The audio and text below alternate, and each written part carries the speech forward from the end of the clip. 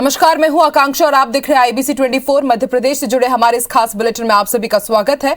शुरुआत करेंगे इस बुलेटिन की बड़ी खबर के साथ। भोपाल से मिल रही है 9 आईपीएस अधिकारियों के तबादले किए गए हैं। साकेत प्रकाश पांडे को एसएएफ 9वीं वाहिनी रीवा का कमांडेंट बनाया गया है, तो वहीं अंकित जायसवाल को 24वीं वाहिनी एसएएफ जावरा का कमांडेंट नियुक्त किया गया है। रोहित काशवानी को एसएएफ 34वीं वाहिनी धार का कमांडेंट नियुक्त किया गया है। इसके साथ ही आपको बता दें 9 अधिकारियों के तबादले किए गए हैं। राज्य सरकार के गृह मंत्रालय की तरफ से ये ट्रांसफर लिस्ट जारी कर दी गई है। और ज्यादा जानकारी के लिए बात करेंगे हमारे सहयोगी सत्येंद्र से। सत्येंद्र, भारतीय पुलिस सेवा के 9 अधिकारियों के तबादले किए गए हैं, बड़ी प्रशासनिक सर्जरी। देखिए, आज गृह विभाग ने देर शाम जो है 9 ट्रेनी आईपीएस अफसरों के तबादले किए हैं। इनमें से जो जोन 1 अतिरिक्त पुलिस आयुक्त थे अंकित जायसवाल, उनको जावरा 24 बटालियन का कमांडेंट बनाया गया है।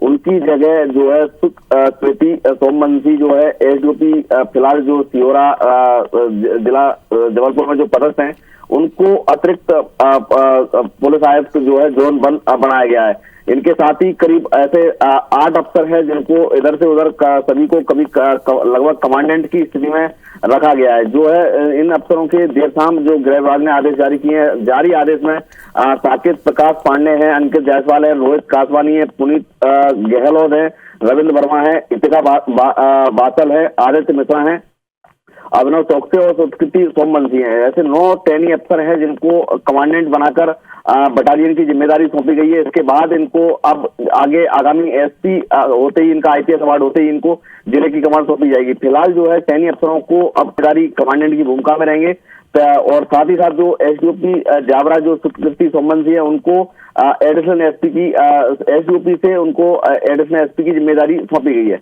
जी,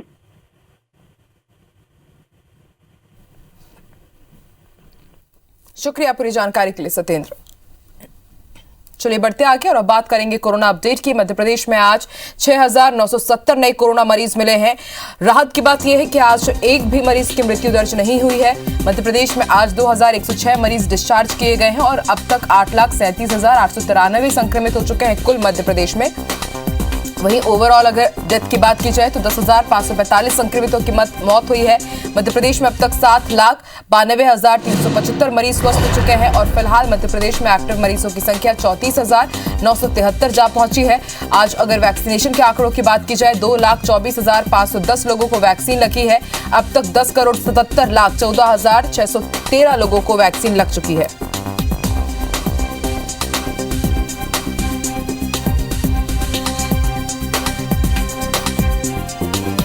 मध्य प्रदेश का कोरोना अपडेट हम आपको बता रहे हैं। 34,973 एक्टिव मरीजों की संख्या पहुंच चुकी है मध्य प्रदेश में और 2,92,375 मरीज अब तक स्वस्थ हो चुके हैं। 7,000 के करीब आज मध्य प्रदेश में कोरोना के नए मरीज मिले हैं।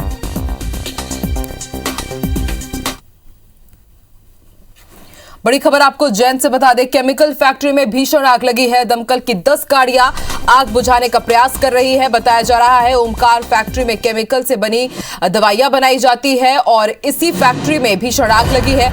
नागजरी क्षेत्र में ओमकार केमिकल फैक्ट्री है और यहां पर भीषण आग लगी है। तस्वीरों को देखकर आप अंदाजा लगा सकते हैं कि आग कितनी भयावह है। फायर ब्रिगेड की 10 गाड़ियां यहां पर मौके पर मौजूद है। आग बुझाने का प्रयास किया जा रहा है। केमिकल से यहाँ पर दवाइयां बनाई जाती है। ओमकार फैक्ट्री है ये और बताया जा रहा है कि इसी फैक्ट्री में भीषण आग लगी है। नागजरी क्षेत्र में ये ओमकार फैक्ट्री बताई जा रही है।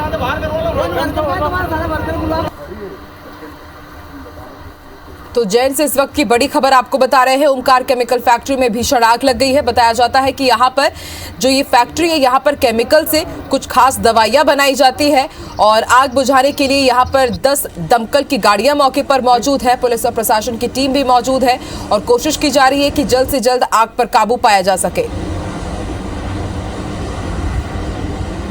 नागजरी क्षेत्र में है ये केमिकल फैक्ट्री और इसी फैक्ट्री में जोरदार आग लगी है। लगातार कोशिश की जा रही है कि आग पर काबू पाया जा सके। 10 दमकल की गाड़ियां मौके पर मौजूद है। इसके साथ ही निगम और प्रशासन पुलिस अधिकारी भी मौके पर मौजूद है। आप देख सकते हैं किस तरह से यहाँ पर आग भभक रही है और इस तस्वीरों को देख करके भी आप अंदाजा लगा सकते हैं कि कितनी भीषण ये आग है। आग का तांडव है यहाँ पर और 10 दमकल की गाड़ियां मौके पर मौजूद है। आग पर कोशिश की जा रही है कि जल्द से जल्द काबू पाया जा सके।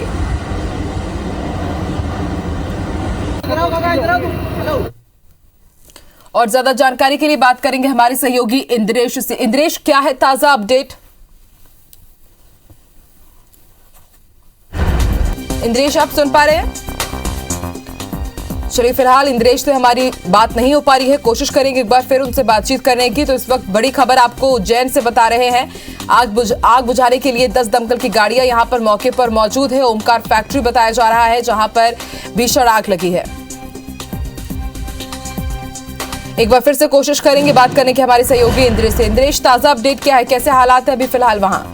जी बिल्कुल बताना चाहूंगा कि यहाँ पे उज्जैन के नागझरी क्षेत्र उद्योगपुरी में आग लग गई थी। केमिकल फैक्ट्री में आग लगी थी और आग इतनी भयावह थी कि जिसको काबू पाने के लिए कम से कम 15 से 20 दमकलों का जरूरत पड़ी थी। और अभी देखा जाए तो काफी मशक्कत के बाद में आग पे काबू पा लिया गया है। असल में बताया जा रहा है कि यहाँ पे दवाइयां बनाई जाती, इस वजह से काफी मात्रा में केमिकल था, इस वजह से आग काफी भीषण थी और इस वजह से देखा जाए तो आग को काबू पाने में समय लगा है। जी, शुक्रिया पूरी जानकारी के लिए इंद्रेश।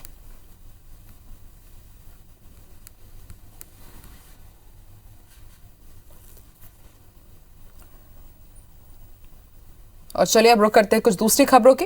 मध्य प्रदेश में मुख्यमंत्री शिवराज सिंह चौहान ने एक बार फिर पंचों और सरपंचों को गांव की सरकार चलाने की जिम्मेदारी दे दी है। पंचायतों के संचालन की प्रशासकीय समिति को अधिकार देने की घोषणा सीएम ने पंचों और सरपंचों के साथ संवाद में की। सीएम ने स्पष्ट कहा कि गांव में विकास के कार्य ना रुके, इसे ध्यान में रखते हुए ये फैसला किया गया है। प्रदेश में पंचायत चुनाव की घोषणा कर दी गई थी और इसी के साथ आचार संहिता लागू होने से पंच सरपंचों के अधिकार खत्म कर दिए गए थे। हालांकि बाद में पंचायत चुनाव निरस्त हो गए। सीएम शिवराज सिंह चौहान ने पंचों और सरपंचों से वर्चुअल संवाद किया और प्रशासकीय समिति को पंचायतों के संचालन की जिम्मेदारी देने की घोषणा की। अभी आपको प्रशासकीय अधिकार देने के आदेश जारी किए जा रहे हैं। इतना जरूर है कि अगर कहीं दुरुपयोग हुआ तो प्रशासकीय अधिकार दुरुपयोग करने वाले से वापस ले लिए जाएंगे। तो वो सावधानी रख के कैसे बेहतर से बेहतर काम करके आप दिखाएं। अच्छी बात है, तो संवाद सभी से करना चाहिए और मुख्यमंत्री जी हमारे सबके लिए उपलब्ध है, सर्व सुलभ और कहीं भी उपलब्ध। कोई भी काम जो ग्रामीण क्षेत्र में होना है उसमें किसी प्रकार की कोई बाधा ना आए, वो निर्बाध रूप से होते रहे, इसलिए जो पूर्व के जो सरपंच साहब वगैरह थे उनको पुनः वित्तीय अधिकार दिए हैं ताकि उस ग्राम पंचायत का काम सरपंच के माध्यम से, सचिव के माध्यम से सुचारू रूप से चलता रहे। कभी सरपंचों को प्रशासकीय अधिकार छीने जाते हैं, कभी दे दिए जाते हैं। जब सरकार ही अपनी कमिटमेंट पर कायम नहीं रहेगी तो एक लोकतांत्रिक सरकार का किसी भी राज्य में काम करना सिर्फ और सिर्फ उपहास के अलावा कुछ भी नहीं माना जाएगा। कोई नहीं है सर, बंदा नहीं जो बना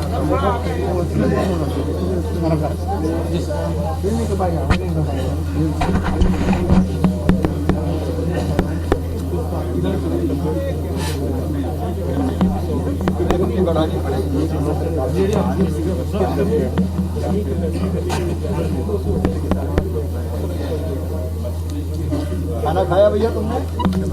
खाना खाया?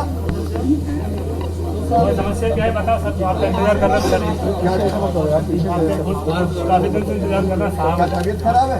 बता सर,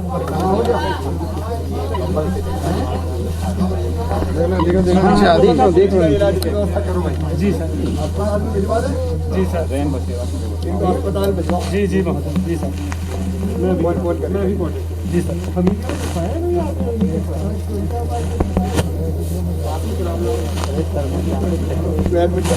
सर, अभी कॉल करा बता, व्यवस्था सारी सरकारी हो। क्या नाम है? इनकी तबीयत ठीक नहीं करवा व्यवस्थाएं बड़ी पीछे नहीं आ पाएंगे, नहीं तो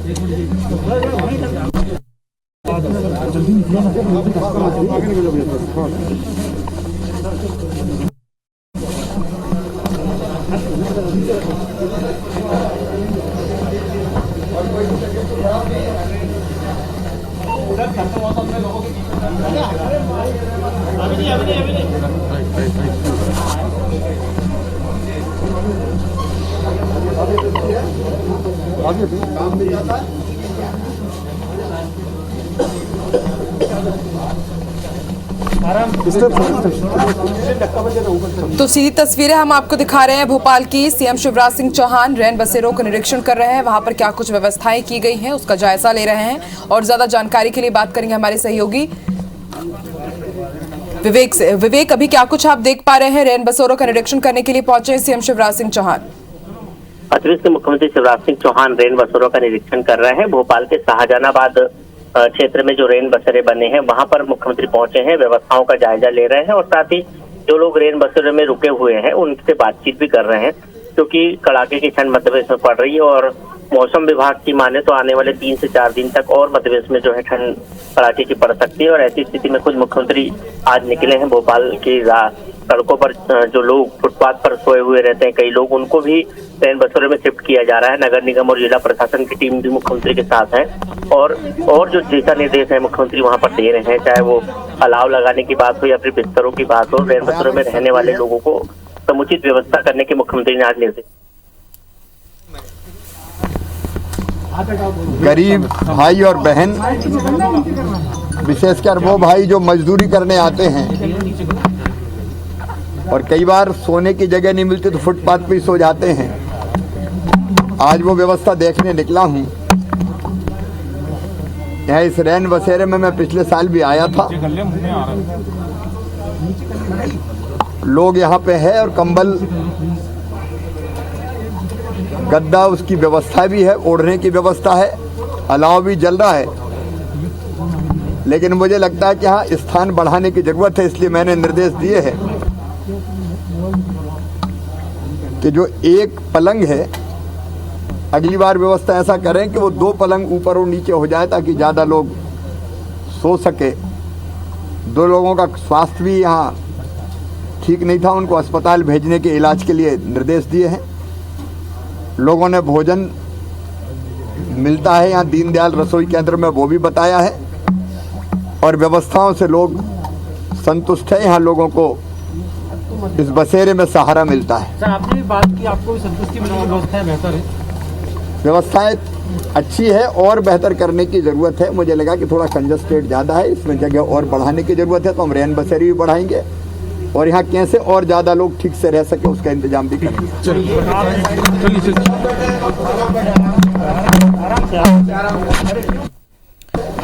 तो आप सुन रहे थे सीएम शिवराज सिंह चौहान को। उन्होंने जानकारी दी कि उन्होंने यहाँ पर व्यवस्थाओं का जायजा लिया और इसके साथ ही उन्होंने एक सुझाव भी दिया है कि यहाँ पर जो बिस्तर अभी लगे हुए हैं उनको अगर डबल उन बिस्तरों को लगा दिया जाए तो और भी ज़्यादा लोग इन रैन बसेरों में रह सकेंगे। इसके साथ ही उन्होंने ये भी जानकारी दी कि यहाँ पर 2 लोगों का स्वास्थ्य भी गड़बड़ था और उनको भी इलाज के लिए भेजने के लिए सीएम शिवराज सिंह चौहान ने निर्देश दिए हैं।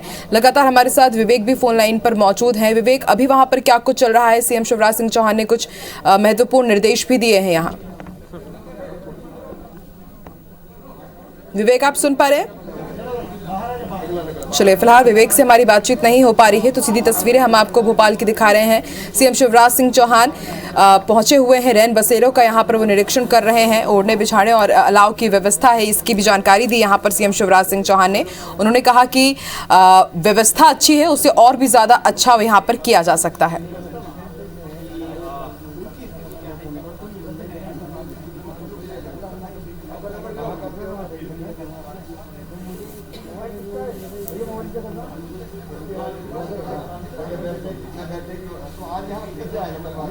तो तस्वीरें हम आपको दिखा रहे हैं, भोपाल की सीधी तस्वीरें हैं। आपको बता दें, मध्य प्रदेश में दिनों कड़ाके की ठंड पड़ रही है और ऐसे कड़ाके की ठंड में जो रैन बसेरे होते हैं वो उन सभी लोगों के लिए बहुत मददगार साबित होते हैं जिनके पास घर नहीं है, छत नहीं है। और ऐसे में सरकार की तरफ से रैन बसेरों की जो व्यवस्था की गई है वहां पर लोग पहुंच रहे हैं, वहां पर वो अपनी रात गुजारते हैं। मजदूर और जो दूसरे शहरों से खासतौर पर काम करने के लिए आते हैं उनके लिए ये एक बहुत बड़ा आसरा बनता है। और रैन बसेरों में व्यवस्थाएं कैसी है उसका जायजा लेने के लिए खुद सीएम शिवराज सिंह चौहान पहुंचे हुए हैं।